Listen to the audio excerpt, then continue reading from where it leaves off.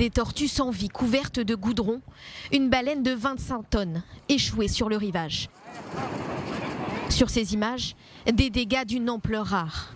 De Rosh Hanikra au nord du pays à Ashkelon au sud, de longues bandes noires de goudron sont visibles sur les plages israéliennes sur 200 km de long.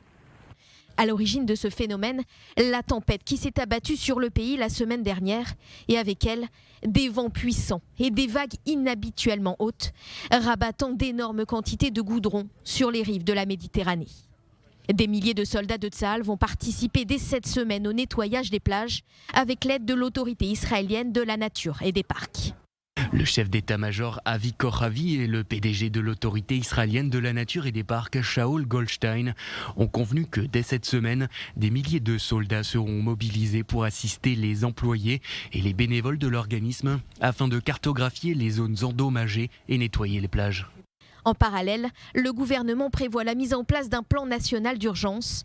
Le président Reuven Rivlin a appelé ce samedi à une action nationale immédiate.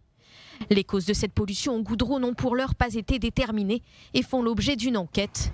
La catastrophe a été signalée pour la première fois jeudi, lorsqu'une baleine longue de près de 17 mètres a été découverte sans vie sur une plage dans le sud d'Israël. Pour le patron de l'autorité israélienne de la nature et des parcs, Israël est confronté à une catastrophe écologique sans précédent.